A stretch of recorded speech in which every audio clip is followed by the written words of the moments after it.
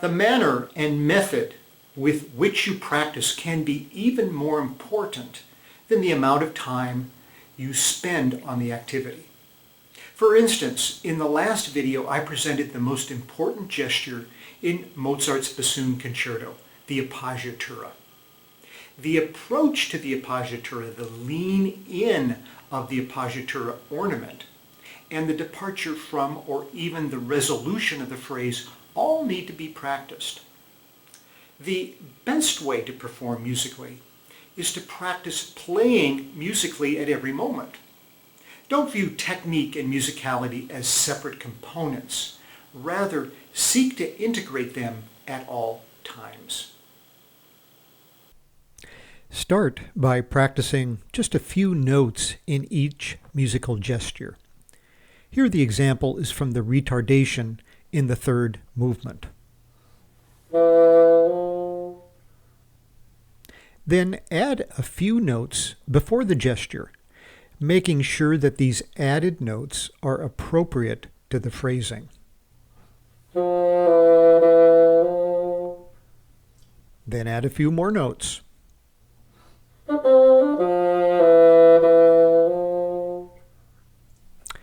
However, this single phrase is not complete until the entrance after it is practiced as well. Often the ears are turned off during a breath, and little attention is given to the timing of the next entrance. Practice this with a metronome, ensuring that the first F3 open F occurs correctly on the beat. Then further attention is needed to make sure that the triplets are properly placed in the beat without a tempo change.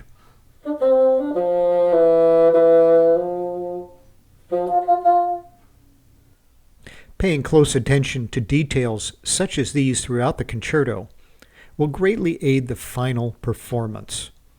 Careful practice right from the start will avoid mistakes that need to be corrected later.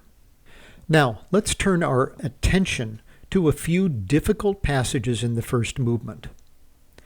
One of the most difficult passages in the movement is best practiced with an understanding of the phrasing, the musical gestures. The Urtext edition contains no slurs, so I recommend adding the slurs given in red and continuing the pattern of 2 slurs and 2 tongued notes up to and including measure 54. This next figure shows the phrasing, the musical gestures. I suggest practicing slowly, first with the quarter note values on the notes given in red.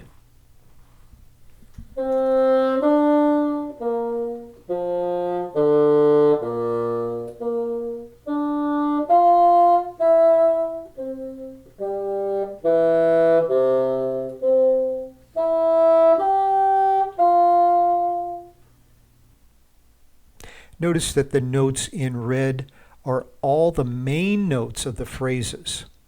The rest of the notes, the repeated B-flat 3s, are accompaniment. Then practice the phrasing with just the slurred notes as given in this figure.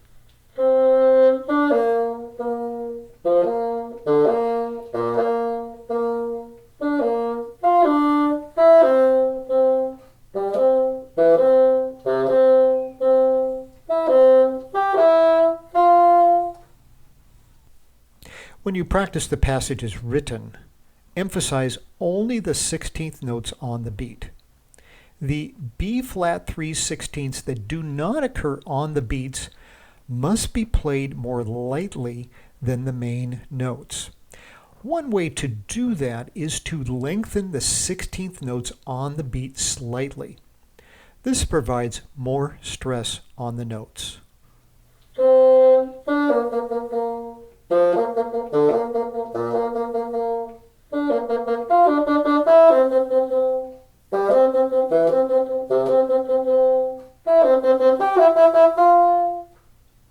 Notice that the trills are not stressed.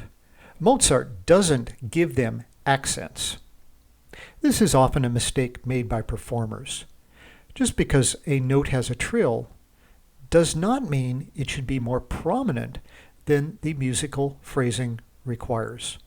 Make the trills part of the phrasing.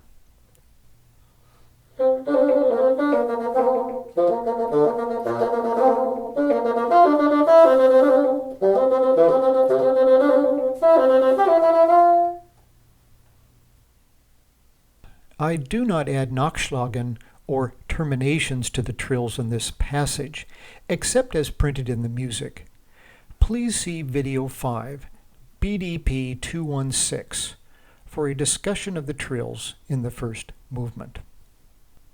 The A-flat to B-flat trill in measure 145 is a problem. I have A-flat to B-flat trill mechanisms on both my Heckel bassoons, but I really don't like either. Usually, I just play the full fingering with 2 alterations, shaking back and forth. Here, however, is a possible fingering for the trill that may work for you. Also, you can just do one shake, A-flat, B-flat, A-flat. Part of your practice time should be with the accompaniment. I realize that it is expensive to rehearse with a pianist, and no one that I know of has an orchestra available for all of their practice sessions. To help you out, I've prepared several MIDI and MP3 files of this concerto for your practice. The links are given at www.2read.net/bdp/home.html/Mozart. Make use of the files frequently so that you know the accompaniment and how your part fits with it. Well, this concludes our 19 videos on the Mozart Bassoon Concerto. I hope that the videos have aided your understanding of the concerto and provided you with ways in which you can improve your performance of this important work. Thank you for viewing the videos. God bless you.